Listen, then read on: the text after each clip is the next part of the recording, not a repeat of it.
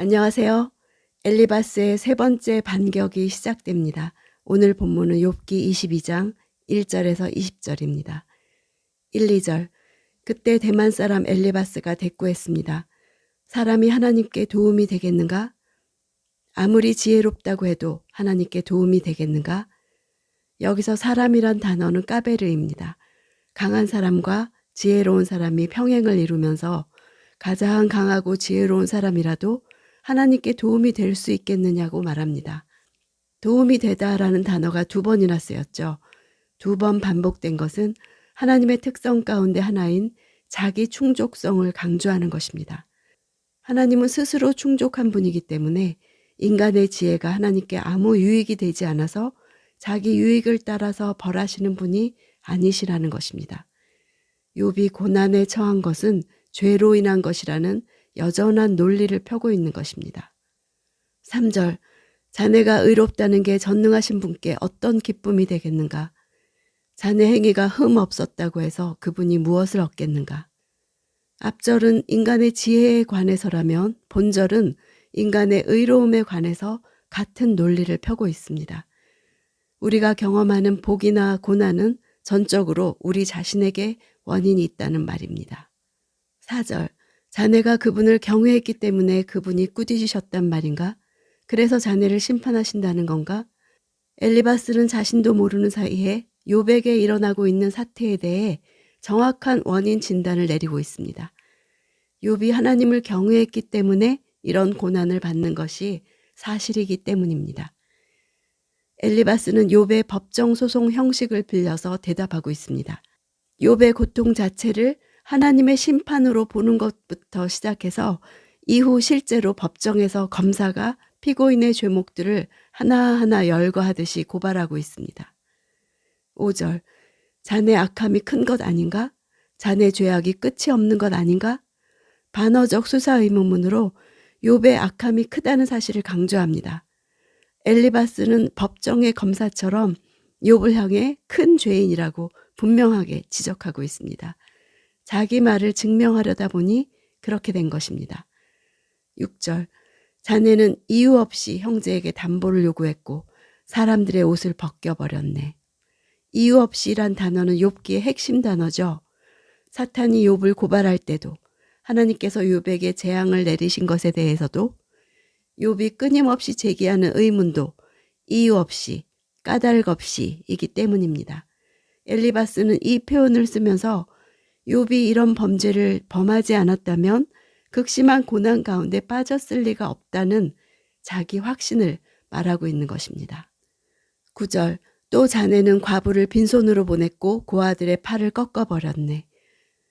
과부와 고아는 가난과 고통에 시달리는 자들의 표상이죠. 그 이유는 가장 중요한 기초적인 공동체인 가족으로부터 소외되어 있기 때문입니다. 엘리바스가 욥의 죄로 추정되는 구체적 사례를 열거하면서 과부와 고아에 대한 것을 가장 마지막에 배치한 것은 지금 욥이 당한 고난이 그의 잔악 행위에 대한 하나님의 맹렬한 진노의 결과임을 강하게 전달하기 위함입니다. 10절. 그렇기 때문에 지금 올가미가 자네를 둘러싸고 있고 갑작스러운 공포가 덮치는 것이네. 올가미는 복수형으로 쓰였습니다. 욥의 사면에 올가미들이 여기저기 있으므로 욥이 결코 피할 수 없다는 것을 나타냅니다. 내외적으로 욥이 두려움에 사로잡히는 것으로 묘사하고 있습니다. 11절. 아니 너무 어두워 자네가 앞을 볼 수 없고 홍수가 자네를 덮고 있는 것이네. 앞을 볼 수 없다는 것은 시각적인 작용뿐만 아니라 모든 지적 작용까지 나타내는 단어입니다.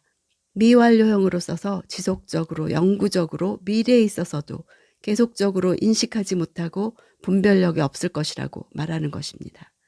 12절. 하나님께서 하늘 높은 곳에 계시지 않은가? 높은 곳에 있는 별들이 얼마나 높은지 좀 보게. 고대 근동 사람들은 창공을 나타내는 1층 천과 거대한 양의 물을 보관하는 2층 천을 가로막는 궁창, 하늘에 해, 달, 별들이 붙어 있는 것으로 여겼습니다. 하나님은 가장 높은 3층 천에 계신다고 여겼습니다. 별들의 높이도 알지 못하는 인간이 짧은 지식을 가지고 하나님의 높이를 절대로 알 수 없다고 말하는 것입니다. 13, 14절.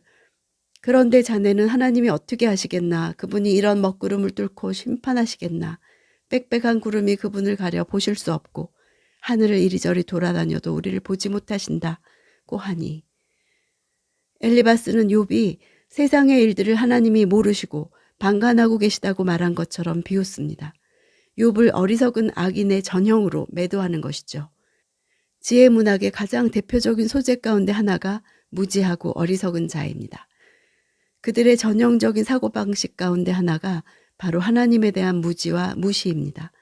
하나님이 하늘을 이리저리 돌아다니신다는 것은 인간의 역사에 전혀 개입하시지 않는 무책임한 존재로 하나님을 멸시하는 것입니다.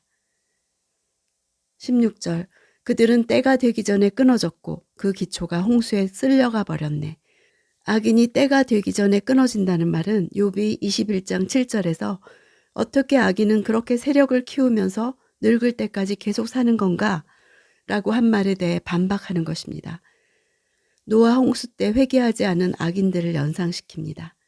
17절 그들이 하나님께 우리를 떠나주십시오 라고 했고 전능하신 분께서 우리를 위해서 무엇을 하실 수 있겠습니까? 라고 했다네. 이 말 또한 욥이 21장 14, 15절에 그런데도 그들은 하나님께 우리를 내버려 두십시오. 우리는 당신의 길을 알고 싶은 마음이 없습니다. 전능자가 누구이기에 우리가 그를 섬겨야 합니까? 그에게 기도해서 얻을 게 무엇입니까? 라고 말한다네. 이렇게 악인에 대해 한 말들이었는데 엘리바스는 욥에 대해 적용하면서 욥을 신성 모독자로 매도하고 있습니다. 18절 하지만 그분은 그 집들을 좋은 것으로 채워주셨네. 그러나 악인의 계획은 나와는 거리가 멀다네.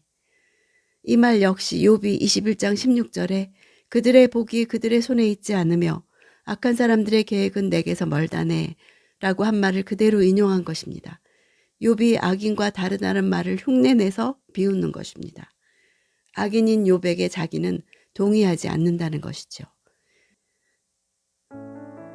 욥의 체험은 바리새인 같은 엘리바스의 신조와 뚜렷하게 부딪혔습니다. 엘리바스는 바리새인의 잔인한 논리로 욥을 악하다고 결론 내렸습니다. 바리새인의 원칙 안에는 진실이 없습니다. 욥은 바리새인적인 옷을 거부했고 자신이 그르다는 것에 대해서도 인정하지 않았습니다. 예수님 당시의 바리새주의는 유대교의 원칙에 서 있었습니다. 그래서 예수님이 이 땅에 오셨을 때 그분을 알아보지 못하고 위선자라고 비난했죠. 예수님은 그들이 세운 종교적인 원칙들로 설명되지 않는 분이셨습니다. 오늘날 수많은 바리새인 같은 종교인들이 실체를 만나지 못한 채 신앙생활을 하고 있습니다. 바리새주의는 원칙에 헌신하는 것을 기초로 합니다. 어떤 명분에 헌신하는 것은 이 시대의 주요한 특징입니다.